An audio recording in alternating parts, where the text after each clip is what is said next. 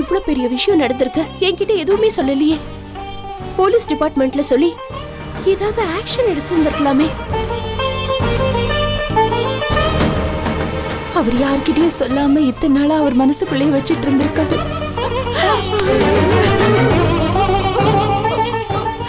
சரவணன் தம்பிக்கு நேத்து தான் தெரிஞ்சிருக்கு.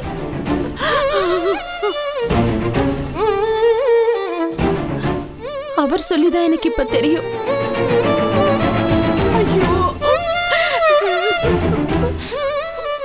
நான் கொஞ்சம் கூட ராசி இல்லாத பொண்ணு. நான் எங்க வீட்ல இருந்த வரைக்கும் என் பிறந்த வீடு கஷ்டத்துல இருந்தது. இப்ப புகுந்த வீட்டுக்கும் கஷ்டம். என்னால யாருக்குமே நிம்மதி இல்ல. என்னம்மா நீ என்ன பண்ண முடியும் சொல்லு? அவர் கல்யாணத்துக்கு வர முடியாம போனது இதனாலதான். அப்போ அந்த 25 லட்சம் பணம் எடுத்தது கூட எல்லாமே இதுக்காக தான். இது தெரியாம எல்லாருமே சேர்ந்து அவர் மனசை புண்படுத்தி காயப்படுத்திட்டீங்க. அக்கா, சத்தியமா இந்த மாதிரி ஒரு கஷ்டம் வரும்னு நான் கனவுல கூட நினைக்கலக்கா. கடவுளே, சண்முகம். ஆமா, இப்ப அவரு எப்படி இருக்காரு தெரியல. சரவணன் அவரு பணம் எடுத்துட்டு போயிருக்காங்க. கொஞ்ச நேரத்துல ரீச் ஆயிடுவோன்னு சொன்னாங்கம்மா. அவங்க கூட்டிட்டு வந்துருவாங்கன்னு நம்பிக்கை இருக்கு.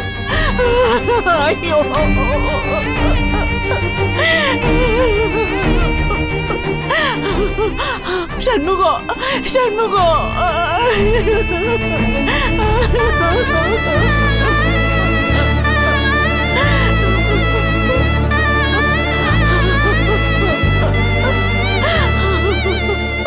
ஐயோ சண்முகம்.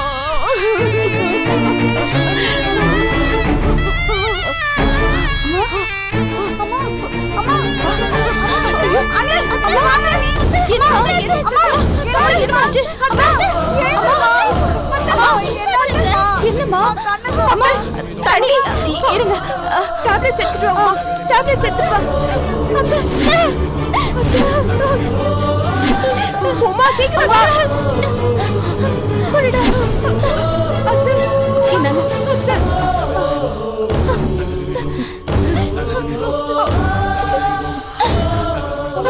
அம்மா என்னாச்சுமா? அம்மா அத்தை, அம்மா அம்மா.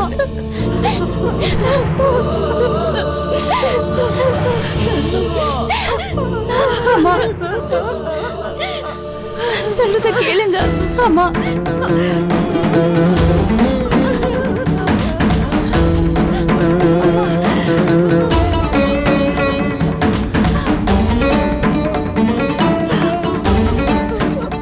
பானு,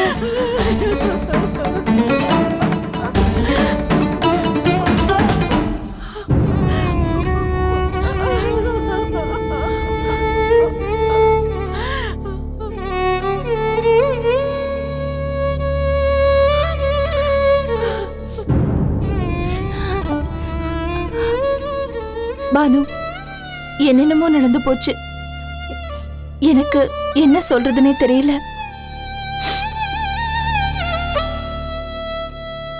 நம்ம சண்முகம் தம்பிய கடத்திட்டாங்க.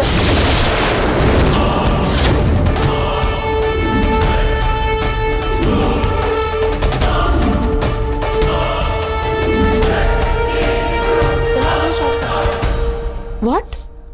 ஆந்திரா போயிட்டு திரும்பி வர வழியில பணத்துக்காக லாரிய கடத்துற கும்பல் இந்த வேலையை பண்ணிருக்காங்க.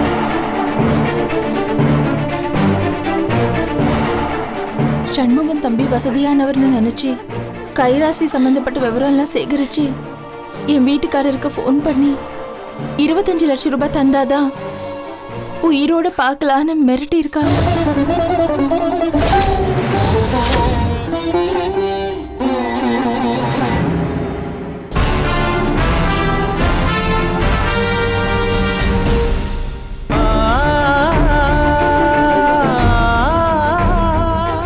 சண்முகம் தம்பிக்கு என்னென்னமோ நடந்து போச்சு. நம்ம யார்கிட்டயுமே சொல்லாம இத்தனை நாள் பணத்துக்காக அல்லாடி இருக்காரு. அதுக்காக தான் பேங்க்ல இருந்து அந்த பணத்தை எடுக்க முயற்சி பண்ணிருக்காரு.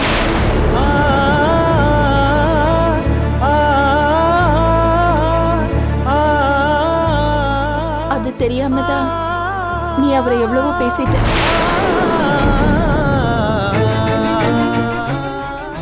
எங்க போலீஸ்க்கு இந்த விஷயம் போனா தம்பியோட உயிருக்கு ஆபத்து வந்துருமோன்னு நினைச்சு அங்கேயும் அவர் போகல. அதே மாதிரி நம்ம கிட்டயும் அவர் பகிர்ந்துக்கல. இந்த விஷயம் இப்பதான் எல்லாருக்குமே தெரியும்.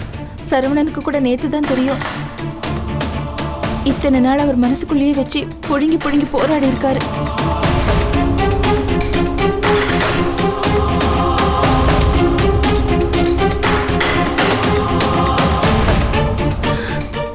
பானு,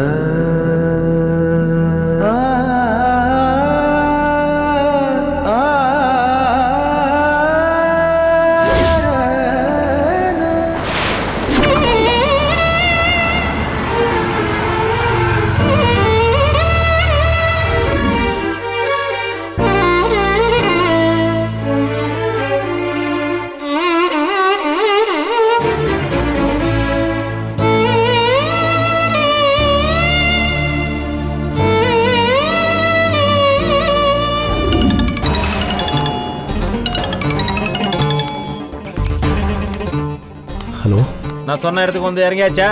வந்தாச்சு. எதிர்க்க ஒரு ஒத்தடி பாதை போகுதா? ஆமா. அதுல வந்துகிட்டே இரு. ஏதாவது டவுட் வந்தா எனக்கு ஃபோன் பண்ணிட்டே இரு. வேற யாருக்காவது இன்ஃபார்ம் பண்ண நினைச்ச மகனே சத்துருவே. பணத்தோட வா. சரிங்க. என்ன சொன்னாங்க? நீ பேக் எடுத்துட்டு வரேன்.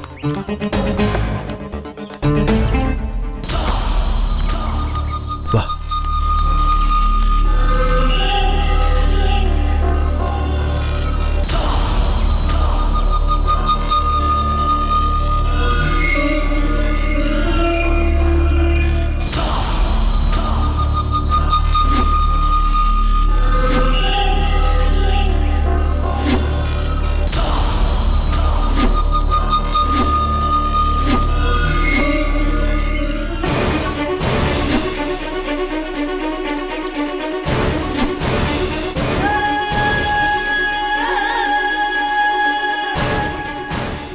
அங்கேயே நில்லுங்க.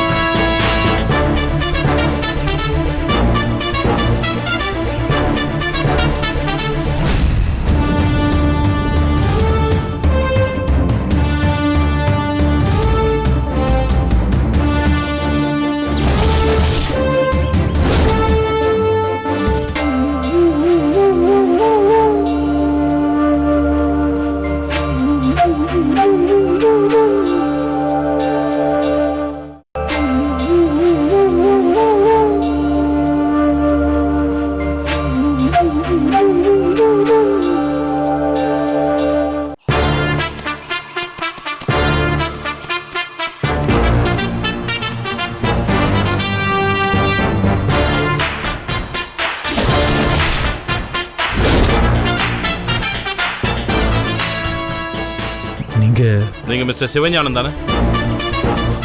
ஆமா. நீங்க? நான் அரசு மத்திய புலனாய்வுத்துறை இந்த ஆபரேஷனுக்காக நியமிக்கப்பட்ட இன்ஸ்பெக்டர். சார், இந்த விஷயத்துல போலீஸ் உதவியை நாடாம நாங்க நேரடியா இறங்கினதுக்கு காரணம் என் தம்பி உயிருக்கு ஏதாவது ஆயிடுமோன்னு தான். சார், நிச்சயமா இந்த விஷயத்துல நான் ரிஸ்க் எடுக்க விரும்பல. இங்க பாருங்க மிஸ்டர் சிவஞானம், நீங்க அரசு சார்பில் ஒரு கௌரவ தலைவரா இருக்கீங்க. உங்க மேல எல்லாருக்கும் பெரிய மரியாதை இருக்கு. நீங்க இப்படி பொறுப்பு இல்லாம பேசுறதா? உங்களோட ஒத்துழைப்பு எங்களுக்கு ரொம்ப அவசியம் சார். நீங்க மறுத்தா சட்டப்படி இது குற்றமாயிடும். உங்களை மாதிரியான ஆட்கள் ஹெல்ப் இல்லாம இந்த மாதிரி குற்றவாளிகளை பிடிக்க முடியாது சார். ப்ளீஸ் கோஆபரேட் பண்ணுங்க சார். Please sir.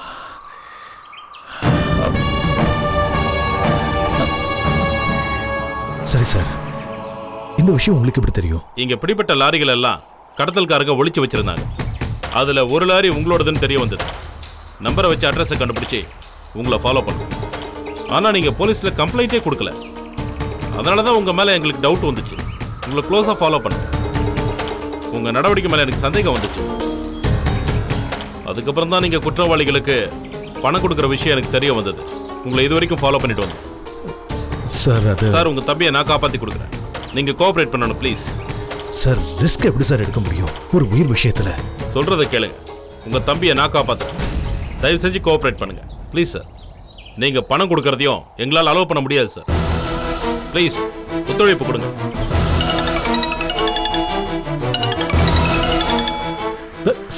வேண்டாம், இப்ப எதுவும் பேச வேண்டாம். இதை வச்சுக்கோங்க. வாங்க போலாம். உங்க தம்பியை நான் காப்பாத்துறேன். வாங்க.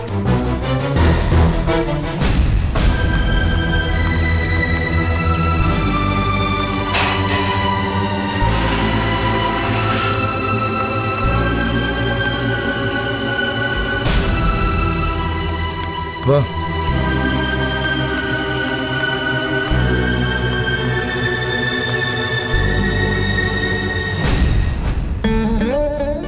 வீரசேனா வா.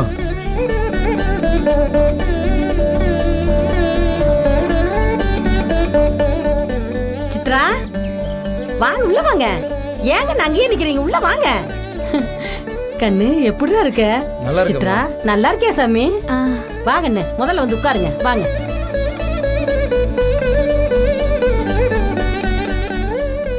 கண்ணு என்ன கண்ணு பூப்பழத்தட்டோட வந்திருக்கீங்க? ஏதாவது விசேஷமா கண்ணு? அம்மா, காஞ்சிபுரத்துல புதுசா ஒரு பட்டுக்கடை திறக்க போறோமா. தனியா தொழில் தொடங்கலான்னு சுயமா முயற்சி பண்ணி ஆரம்பிச்சிருக்கோம். சந்தோஷம் கண்ணு. இதுதான் எனக்கு முதல் படிமா. அதான் பத்திரிக்கை கொடுத்து உங்க எல்லாரையும் அழைச்சிட்டு போலான்னு வந்தோம். ஐயோ என் ராசா, நீ நல்லா இருக்கணும் சாமி. உங்க அப்பனும் இப்படித்தான் ஊருக்குள்ள புதுசா வந்து ஒண்ணும் தெரியாம தட்டு தடுமாறி நின்னாரு. எடுத்த உடனே யாரும் பெருசா வந்துட முடியாது. நீ நல்லா வருவ சாமி. நீ பெரிய அளவுல தொழில் பண்ணி காரு பங்களான்னு நல்லா இருப்ப சாமி. எல்லாமே சிவஞானம் சார் உதவியால தான்மா நடந்தது. இங்கதாம்மா பக்கத்துல தான் கடை. சின்ன கடை தான், ஆனா ரொம்ப நல்லா இருக்கும். இதை விட பெருசா பண்ணணுமா. இப்பதான் வாழ்க்கையில ஒரு பெரிய பிடிப்பே வந்திருக்கு. சித்ராக்கு தாம்மா நான் நிறைய நன்றி சொல்லணும். என்னங்க இது? என்ன நீ கட்டின பொண்டாட்டிக்கிட்ட போய் நன்றி அது இதுன்னுகிட்டு. ஊர்ல ஒரு பழமொழி சொல்லுவாங்க, ஏறு பிடிச்சவன் என்ன செய்வான், பானை பிடிச்சவ பாக்கியசாலின்னு சொல்லுவாங்க. சித்ரா ரொம்ப ராசியான பொண்ணு சாமி. சீக்கிரமே நீ பெரிய ஆளா வருவ கண்ணு. யாரு பெரிய ஆளா வருவா? யாரு அப்படி இப்படின்னு சொல்லிட்டு இருக்க நீ? ஓ ஓ இளைய மகன் வந்திருக்காரா? டேய், எந்த மூஞ்சி வச்சுக்கிட்டு வீடு தேடி வந்திருக்க? என்னடா இது பத்திரிக்கை?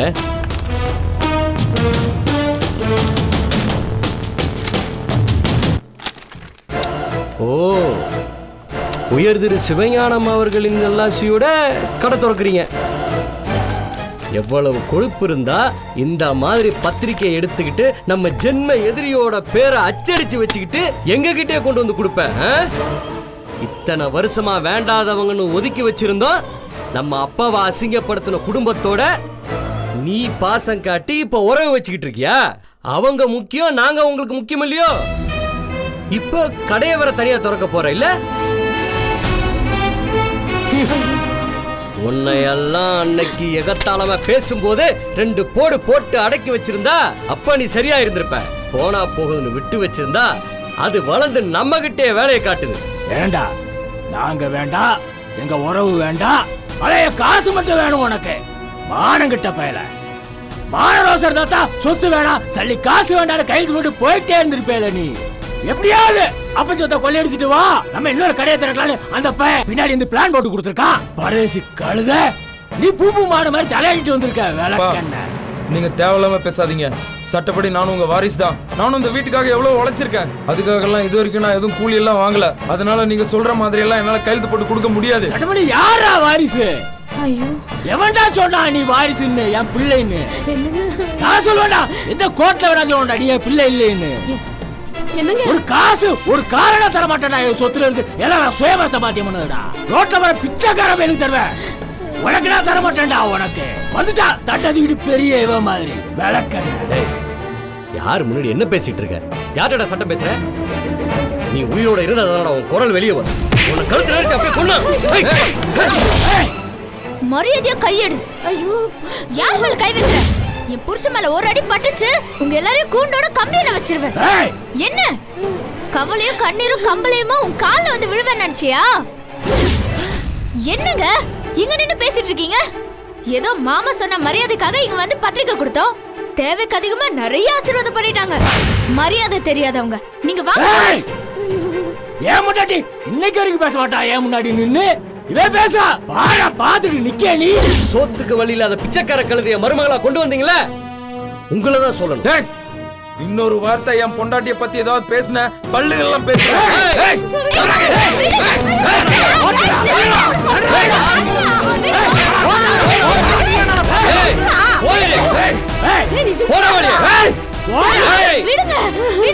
கூட்டிட்டு போயிரு மரியாதை. அங்க கடக்குற வெட்டி போடுடா. பிச்சைக்கார பையல பரதேசி. செருப்பால அடிக்கணும்டா இந்த பையல. இவ்வளவு பேசிட்டு போற வெக்கம் இல்லாம வக்காலத்து வாங்குற நீ. வீடு தேடி வந்தவங்க ஏன் அப்படி அடிச்சு? என்ன வீடு தேடி? வீடு தேடி விட்டானா? வீடு தேடி விட்டான்னு பேசிட்டு இருக்க. என்ன பேச்சு பேசிட்டு போறா? சின்ன கழுத. குடும்பத்தை நடுத்தெருவு கொண்டு வந்த நாய் அது. தட்டு கொண்டு வந்து தட்டு பரதேசிராய். சரி.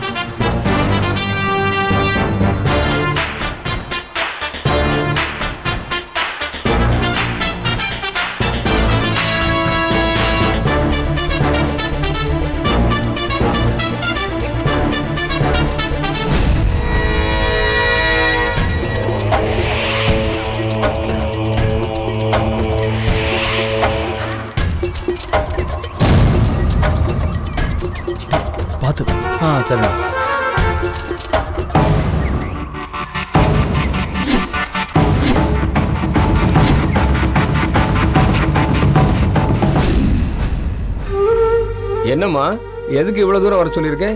என்ன விஷயமா? அப்பா, உங்ககிட்ட நான் ஒரு முக்கியமான விஷயம் பேசணும் தான் வர சொன்னேன். என்ன ஆனந்தி, வீட்ல எதுவும் பிரச்சனையா? அப்பா, பானு அக்கா வீட்டுக்காரர் இருக்கார்ல, அதான் சண்முகம். அவரு எங்க வீட்டுக்காரோட 2வது அண்ணன்.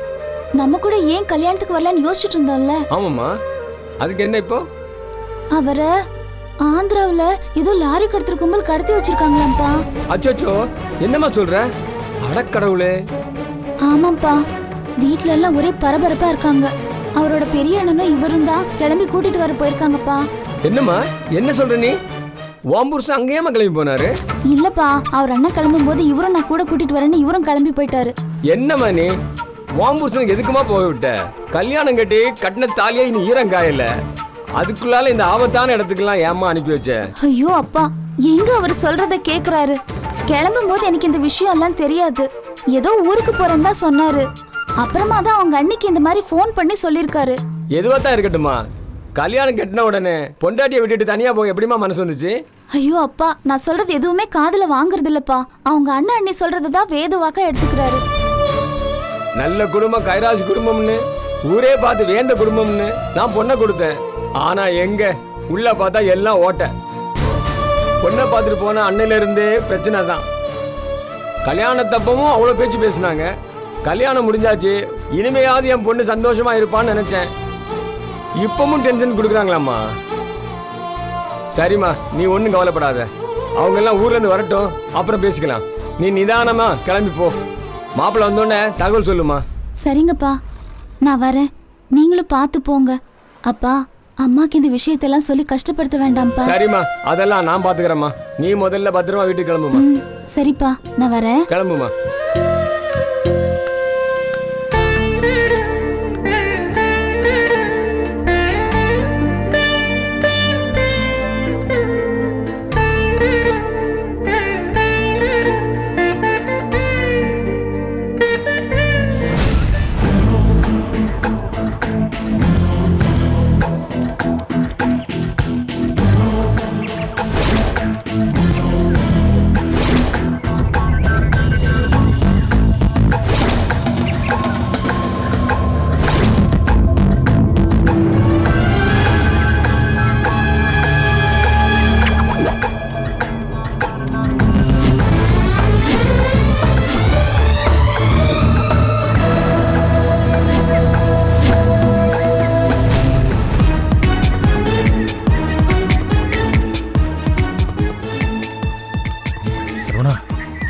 இந்த இடமா சார்? அந்த மலை தான் சார். அந்த மலையை தாண்டி தான் நம்ம அந்த பக்கம் போனோம். நம்ம ரொம்ப கவனமா இருக்கணும். கடத்தல்காரங்க ரொம்ப ஆபத்தானவங்க சார். சார் நீங்க சார், நான் சொல்றது கேளுங்க சார். நான் பணம் கொண்டு வந்திருக்கேன் சார். அதை கொடுத்து என் தம்பியை மீட்டலாம் சார், ப்ளீஸ். என்ன சார் பேசுறீங்க? நான் இவ்வளவு தூரம் சொல்லிட்டு இருக்கேன், முட்டாள்தனமா பேசிட்டு இருக்கீங்க. எது சார் முட்டாள்தனம்? அங்க மாட்டிட்டு இருக்கிறது எங்க அண்ணனோட உயிர் சார். ஆமா சார். தம்பி, உங்க அண்ணன் மட்டும் இல்ல, இந்த மாதிரி நிறைய பேரை கடத்திருக்கான். எத்தனையோ பேரை கொண்டு இருக்கான் சார். நீங்களே சொல்றீங்களா சார்?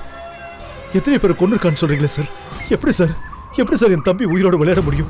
எனக்கு பணம் பெருசு சார். நான் பணம் கொடுத்துறேன் சார். நீங்க பணம் கொடுக்க முடியாது.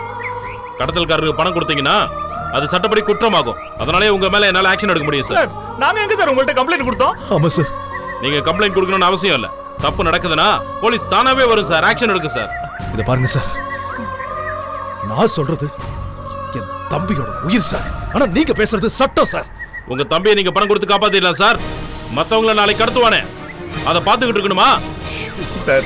கெஞ்சி கேட்கிறேன் சார், எங்களை போக விடுங்க சார், தயவு செஞ்சு கேட்கிறேன் சார். சார் நீங்க படிச்சவங்க தானே, உங்களுக்கு சொன்னா புரியாதா? சார் சார் சார் வேணாம் சார், ப்ளீஸ் ப்ளீஸ். நாங்க எங்க ரூட்ல பாத்துக்கிறோம் சார். உங்க உதவிக்கு ரொம்ப நன்றி சார். ப்ளீஸ் சார், எங்களை தயவு செஞ்சு விட்டுருங்க. எங்க வழியில் நாங்க போய்க்கிறோம். நாங்க கிளம்புறோம் சார். நகராதீங்க. இதுக்கு மேல நகர்ந்தீங்கன்னா உங்களை அரெஸ்ட் பண்ணுவேன்.